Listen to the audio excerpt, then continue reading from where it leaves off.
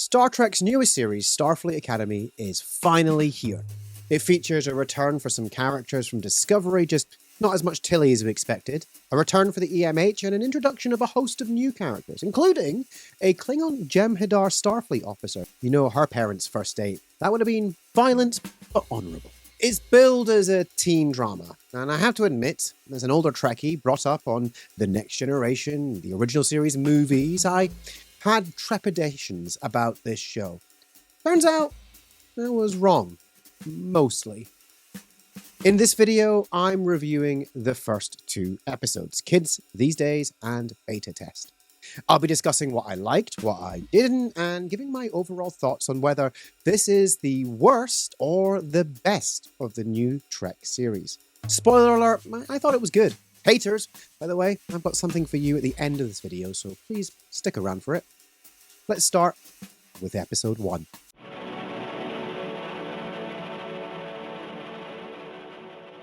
I'm going to say it, but this is the best opening episode of the new Treks, and actually might be one of the best opening episodes of all Star Trek. It has a sense of what it is right from the start, and it's confident in itself.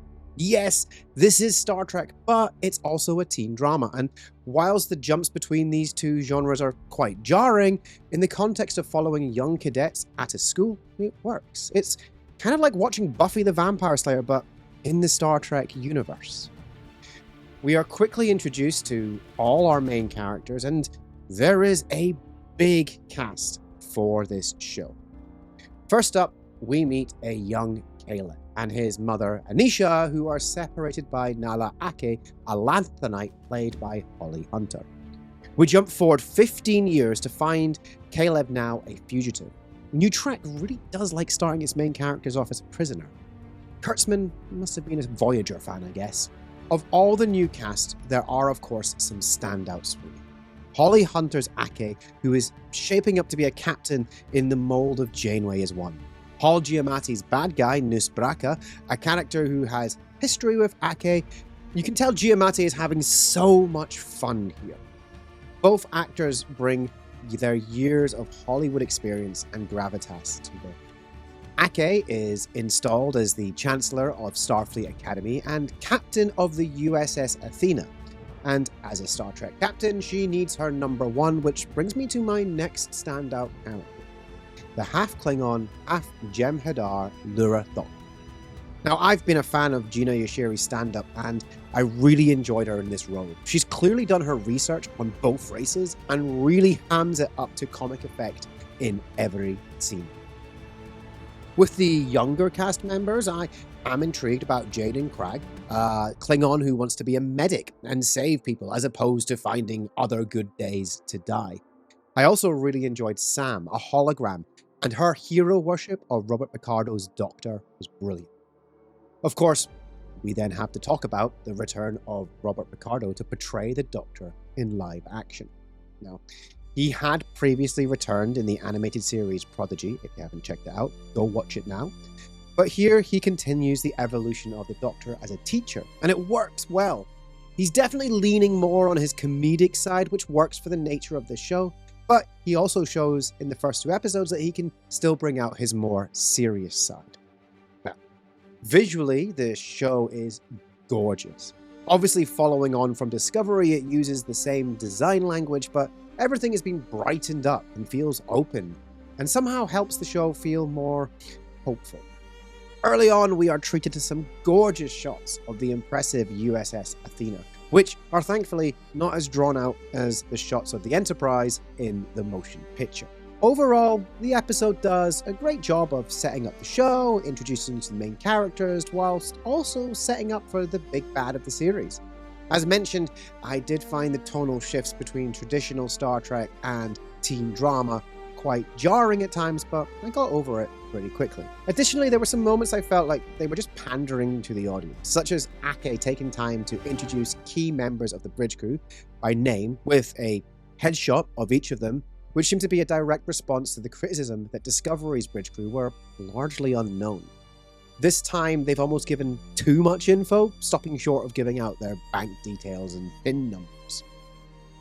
Regardless of my criticisms, this was a really strong start to the show, and I'm intrigued to see where it goes, and luckily, I didn't have to wait, as Paramount Plus released the first 2 episodes together.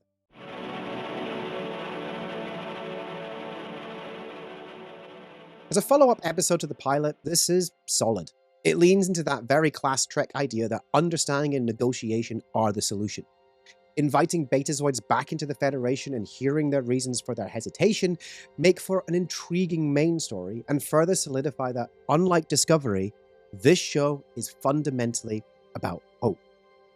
This is a proper world-building episode, with the return of the Betazoids, discussions of the role of the new Federation, and the introduction of the War College, which was first seen in Discovery. The contrast between the openness of Ake and Vance versus the isolationist stance of President Sadal leads to some profound moments between them. This is where the real effects of the burn are laid bare. And to really drive home that this show is about the Academy and not just another bridge crew, the cadets are put front and center. They are the ambassadors now, the future. Likewise, the children of the Betazoid president are shown to be curious and open to others, but are held back by the fears of their father. Ultimately, this episode does show that progress can only happen when we allow the younger generation an opportunity to forge their own path, despite our own trepidations. We are also introduced to some new characters in this episode. Commander Kelrick of the War College, who is the polar opposite of Ake, leading to some fun moments between the two of them. But it is Sadal's daughter, Tarima, played by Zoe Steiner, who really steals the episode. She really plays well against Caleb, and it is refreshing that while there is a chemistry between the two of them, it is handled away and doesn't take away from the main story. In fact, Caleb's actions almost put their budding romance and the negotiations in jeopardy before ultimately helping to resolve both. Overall, this is an enjoyable episode, though not as strong as the opening. The focus on Caleb and Tarima, as well as showing some of the regular Academy classes, really shows that this is a show aimed for the younger audience. However, as an older Trekkie myself, I still found much to enjoy.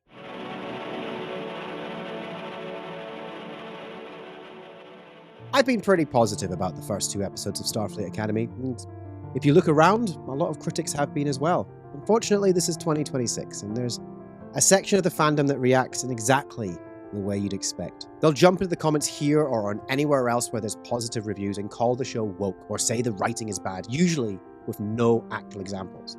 And then they'll say one thing that simply isn't true, that this isn't real Star Trek, that Star Trek is dead, or this is Star Trek in name only. It's not true. Star Trek isn't dead. This is Star Trek.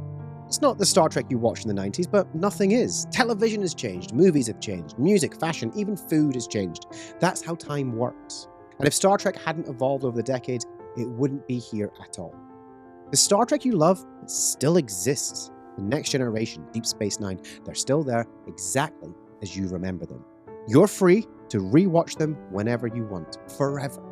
What you don't get to do, though, is tell people who enjoy this new Star Trek that somehow it doesn't count according to your metrics.